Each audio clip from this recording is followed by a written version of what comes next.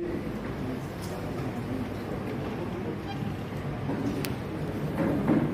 very good afternoon to you all.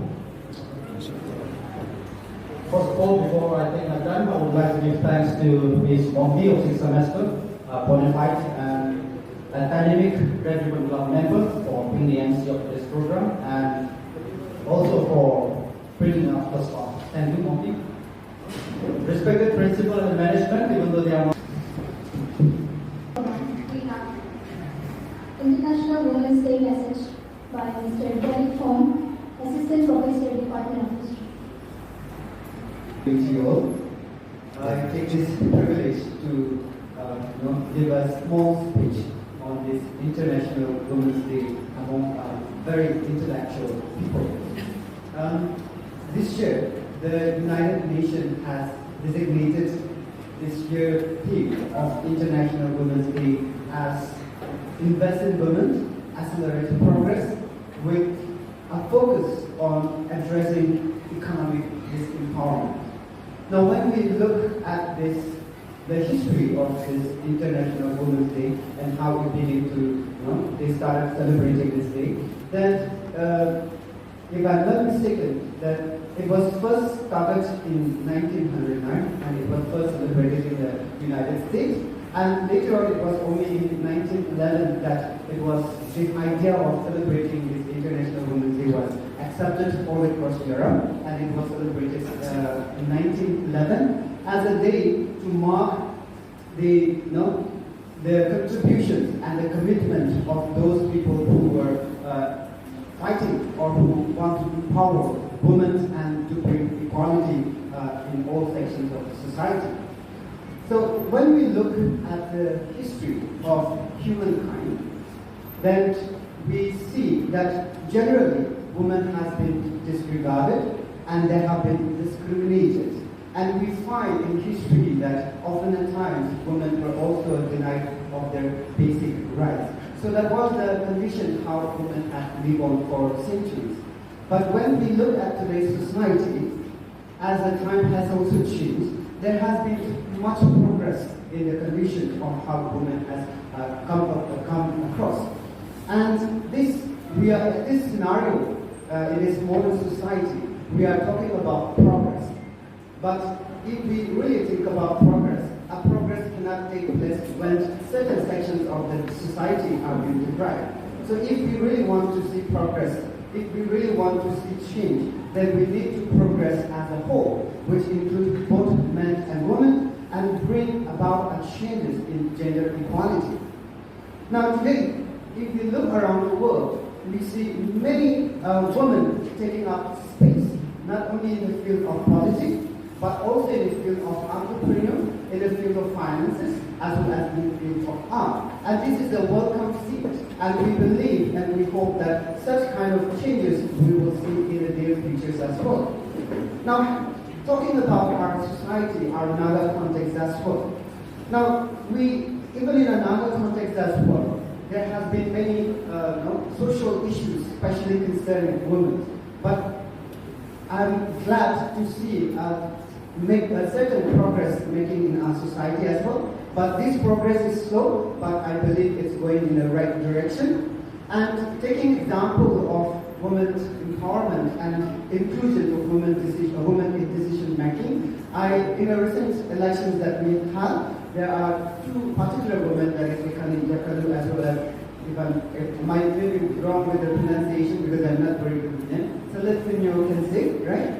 So these two women were elected in the Nagaland Legislative Assembly, and this has never happened before in Nagaland history, in a general election history. But in the last election, these two women were elected in the Nagaland Legislative Assembly, and it shows that our society is also progressing towards the inclusion of women in the decision making as well. And besides these two women, we also see many strong and independent women coming up in the field of entrepreneur, as well as women now are capable of making decisions in regard to their own finances, as well as taking charges of home and family. So I have a strong belief that these changes of women taking up leadership in polity, in entrepreneurship, in social spectrum will inspire millions of women, not just in our society, within our society, but also people from other communities as well as around the world as well. But having said that, but if we are to see progress, there are many areas where there is need to improve, and there are many things that need to be done yet. But I want to encourage and implore all our students as a community, let us also take a pledge to empower each other by means of inclusion, by investing and accepting it as a just. As much as men, we also need to include women in decision making, in business, in education, and by that we will be able to create a balanced society. So let's make a progress for all humanity, for all humankind, so that we will be able to create a safer, a just, and a healthy society. So I want to end my speech with one quote: "See tree, she aspired and she conquered." So wishing you all the women here a very happy International Women's Day. Thank you.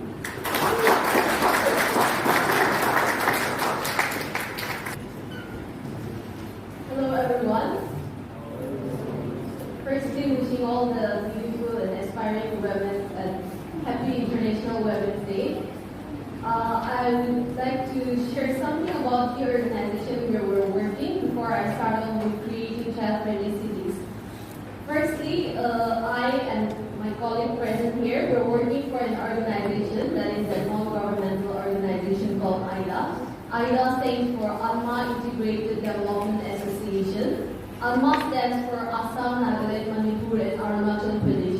So these are 4 states where we're working in, and there are different programs which is implemented by AIDA. So Child Friendly Dimapur is also one of the programs under the organization called AIDA. So me and 4 of the other colleagues that were striving to create child-friendly spaces. But having said this, creating child-friendly spaces, this is not something that we can just create it instantly, but it is a process and it takes a lot of effort. And not only the team that we're working with, but we also need a lot of collaboration and support to create these child-friendly spaces. So with this motive, we go to institutions, localities, in order to get their support and collaboration to create child-friendly cities. So there is another program called Job Placement Network, where our colleague Mr. Sebi Chako will be mentioning about this in the later part of the program. So without mentioning much about that, this is though not a lot of things, but I would also take this time to appreciate our speaker here. So he has made this time available for us. And also not charging anything on this. So I would say this is an opportunity for all of us to learn a lot from him. And he was very right when he was sharing that HIV AIDS, creating awareness on HIV AIDS is not something that he will just finish up in a day. But today's session would more of be a teaser for you all to know some testing about it, know some data, and also the update regarding this concern that our society is facing today. So it would be very kind of you all if you can have some queries noted for Sir before he leaves. As he mentioned that he has a meeting to be attended, so right after the session that he will be leaving. So take this space and the opportunity to raise questions that you have with you. And in case if you still have a lot of queries which you are not very comfortable asking in public, you will be having the space to interact with him or talk to him over the phone. So he will shortly be giving away his numbers. So be keen enough and open up your ear to take the numbers noted.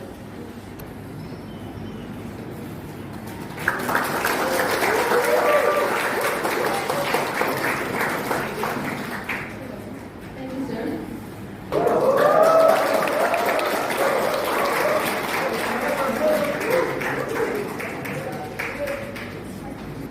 Good afternoon. Hello. Good afternoon. Good afternoon, sir. Thank you. Firstly, I'd like to thank our webinar for giving us this wonderful time. Despite us days that we are here today, I should say that we are more fortunate than a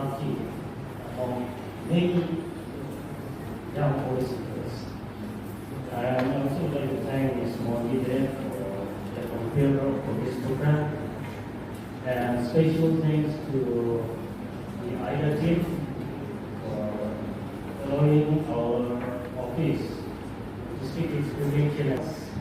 Because I feel like some of your Stretch. Thank you. There are some words that, like we feel shy to talk about it, we feel shy to hear about it, and without talking about all these things, the topic of HIV, AIDS, and STI is not complete. So before I proceed with my sharing, I would deeply apologize to all of you to kindly bear with me.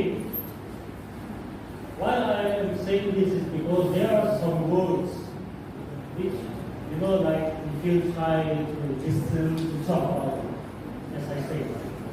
But the words like sex, bundle, female sex worker, men having sex with men, intravenous drug users, and then like genital things like vaginal, penis.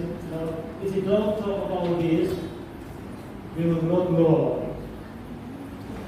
And my dear brothers and sisters, just in the opening remark, our brother Kusumo Yantara already shared that this Red Ribbon Club started with only 30 members. And slowly more members are coming up, and then now you have more than 60 plus. It's very good. And in one way or the other way, the District AIDS Prevention and Control Unit that is our office based in Dimapur is attached with our Chief Medical Officer office. We are looking after the Red Ribbon Club of Dimapur, Chumudima, and New. And we have around 30 plus colleges that are listed out in the Red Ribbon Club. And this is my second time here in Mgm College. And I think some of you might have met me also, some are new to me also. See, when you talk about HIV and AIDS, it's very alarming, and it's a very serious matter that we Naga people are facing right now. In India, Nagaland is the second highest HIV prevalence, which means on the top. I'm very sorry, I might speak in Hindi, English, Nagamese, okay? When we talk about HIV, as like I said, Nagaland is considered and is on the second position as of now. The first one is Mizoram, followed by Nagaland, second, third is Manipur, Andhra Pradesh, Karnataka, Maharashtra, Chhattisgarh, Goa, and Delhi. So there are many districts. But I will not be focusing in other states, other districts, but I just want to talk about the HIV that is spreading in our state of Nagaland. And when you look in our state, Nagaland, it's very sad to know that 80% HIV transmission is spreading from Dimapur. And when I say Dimapur, it includes even Chumudima district and Newland district also, because these two districts have recently been formed. So, but in our data that we compile, we take the report of Chumudima as well as Newland. So, 80% HIV transmission is spreading from Dimapur district. Dimapur right? 80%. And when we look at the data,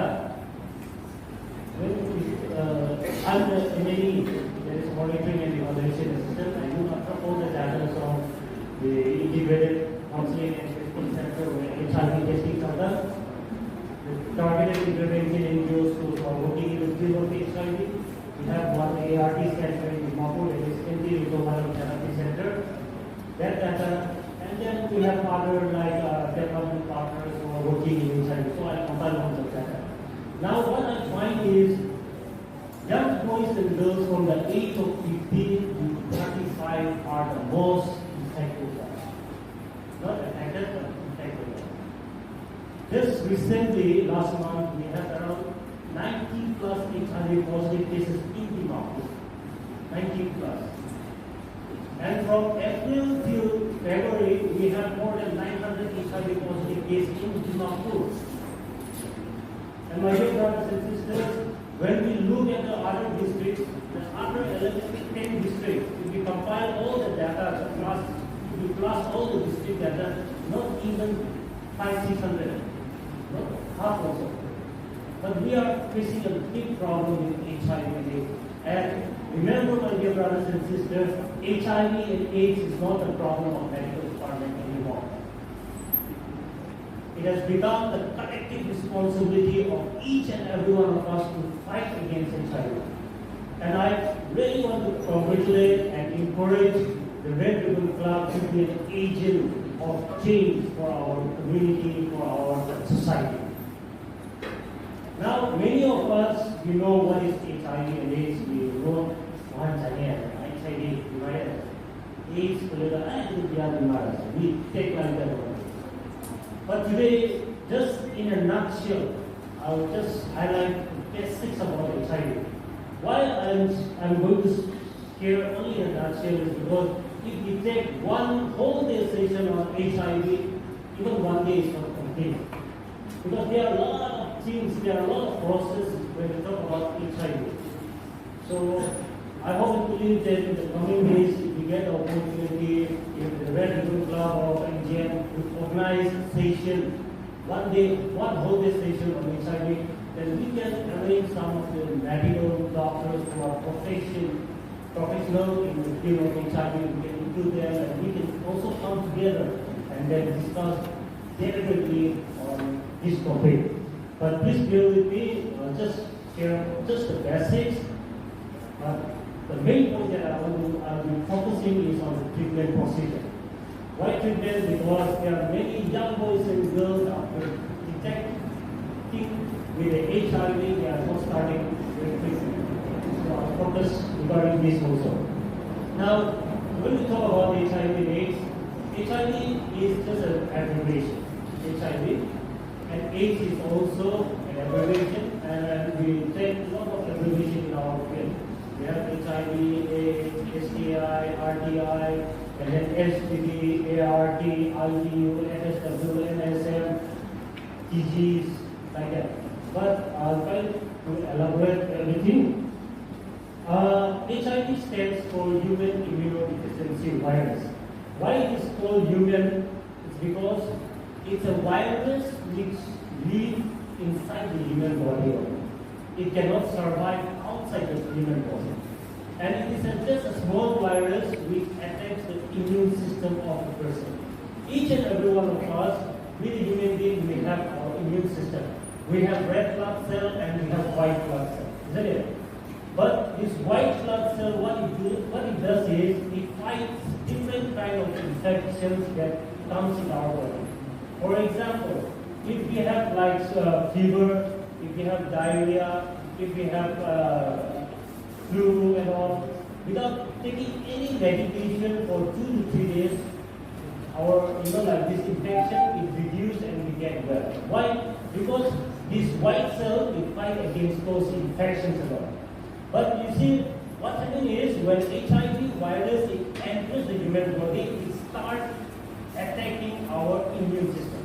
Our immune system, defense system, defense system. Okay. So what happens is the virus, when it is inside the body, that cannot be seen with our naked eyes. It can be only seen with a microscope or through blood test only.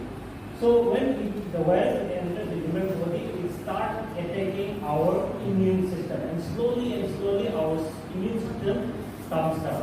Actually, the normal immune system of a person is from 800 to 1200. But what happens is when HIV virus enters the body, it completely destroys the immune system. So the immune system slowly comes down, and the person becomes very weak. Okay. Now you see the difference between HIV and AIDS. Many people think that HIV and AIDS is same thing. HIV बीमार होने के AIDS बीमार है ना, इसी को बीमार है. but that is totally wrong. We should know the difference between HIV and AIDS. AIDS stands for acquired immunodeficiency syndrome. Okay, it is not something that you inherit from your parents. HIV is not something. AIDS is not something that you inherit from your parents. But HIV you can get from your parents. Okay, AIDS is the last stage of HIV.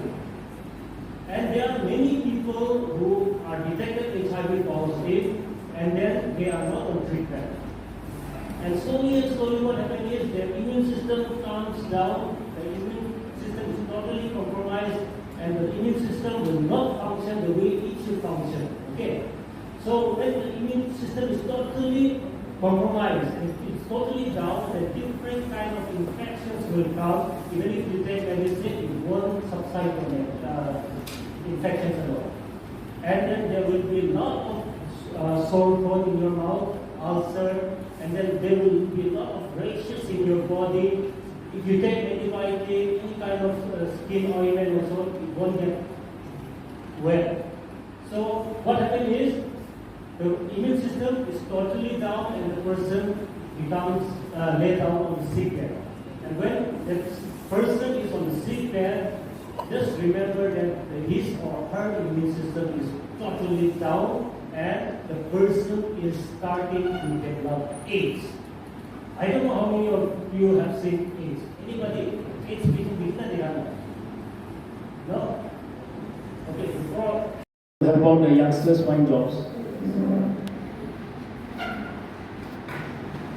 We have a job portal, okay, like naukri.com, master.com. We have a Don Bosco jobs, right? It's very easy and it's a full-fledged, it's a free platform where you can find jobs as a fresher, as a class. It's all for like 8 pass, 10 pass, 12 pass. Based on your educational qualification, you can find jobs. Maybe graduates. After your course, you can also see what are the job opportunities that we post. Most of the Dimapur vacancies which we receive, we also post in the job portal here, and you can apply via the job portal. It's very easy. It's very tech friendly. So once you go, you can find in the web portal like job seeker, recruiter. If you go to the job seeker, there are certain basic things that is asked where you can, your basic details, your education, your email ID, your mobile number. So these informations are to reach you with matching jobs, based on your interest. Okay, I know pretty well that many of you will be going for higher studies, and few will be looking for self-employment or for some jobs. So we help in all these categories. If you're looking for higher studies or any skilling, we will try to help you out. There is also individual career counselings, individual trainings for youths. Also we visit churches, colleges. Okay, if you in your locality, if you're planning to organize some career guidance event, you can always welcome. You're always welcome to approach us. So you can use all these kind of opportunities. Also, you can know what are the job trends, how to apply for a job, how to prepare for interviews. Okay, we have a lot of lecturers. We give a lot of guidance. It's a tech friendly programs. So this is how we sign up. Once we sign up, what are the things required? Simple things that is required. So once you create your profile, you will be always receiving matching jobs coming up. What are the vacancies? If you are from Dimapur, you will be getting mostly what are the openings in Dimapur. If you are from, if you put certain locations in Northeast, you will be definitely getting many things regarding that. Okay. Then in this app, you will find a lot of features like search jobs. You can search jobs based on the locality. You can apply for jobs via the app. You can get shortlisted in that. Even job fairs. We organize every year at least 6 to 7 job fairs in Dimapur city itself. Last month we organized for Pizza Hut, Smartphone, Smart Bazaar, Tata Motors, Naito Resorts. All these are our partnering organizations for hiring. Even colleges like Mgm, so whenever there is vacancies, they approach us. Also a lot of schools for teachers. and there are a lot of vacancies for graduates, females and males, who wants to pursue in the early age, even for freshers. Okay, all kind of job informations are available. Also, particularly we mostly promote career guidance and employability skill trainings. You can see our services based on career guidance. It's a lot of stuff. Placement services in various ways. You can call me individually, or you can come as a group. Even the clubs in the colleges can be formed for career guidance. You can call us how to reach. We can give you, some knowledge in part and programs where you can benefit, where to find good jobs, trending jobs, high salary paid, or social sector. What are the things we can, there are a lot of things we can help you out with based on your requirements. All right. Here are some photos of job fairs, job drives, career sessions. Yeah, colleges, what we do, we provide, for example, there is a vacancy in Bangalore or let's say Delhi, which is a high paid job and all, and it's matching for graduates. So you do not have to travel to Delhi, or you do not have to, spend money for your selection process. You just have to attend it online. We organize online job drives, interviews for certain companies. So it's always open. Even for colleges, we organize campus drives, no? So it will be applicable for the college students alone. Okay. We have help location services. For example, you are traveling for a job, or let's say you're traveling for the first time to a new city. There, our coordinators are there who will be guiding you. If you are finding difficult with the languages out there are people who is going to guide you, who is going to help you with that. And also, we will ensure that your safety, even for girls, if you are traveling, if the company is ready to, certain companies are there who will hire you along with the travel expense. They will be meeting. Either flight ticket or train ticket will be provided to you when you relocate for job. Once you reach, food, accommodation, everything will be taken care. Now, right now you will be very young to understand why you need to relocate for jobs. No? So at the final, after the final semester or post examinations, or even for higher courses, if you like to relocate, you can always approach us. Okay, these are certain small programs that we run. So for colleges, we have trainings on employability skillings, interview, mock interview. We give them 3 hours of classes along with certification. Okay, certification. This Don Bosco Job Placement Network has been identified as a placement organization by the NCS, National Career Service. No, so you will be getting something certified on trained on certain courses. Okay, you can always see what are the kind of trainings available for colleges and students. Now, next, self-employment. If you are looking for something for your college, even for gloves or for your community, some self-employment training. IDA is providing a lot of self-employability skilling programs for the youth. Okay, you can definitely walk in for a 1-day skilling programs, 2 days, and you can learn a lot of what you can learn a lot of things what you can utilize in your villages or in your community. Even you can impart the same knowledge to the in your locations, even to your youngsters. Okay, these kind of things are available.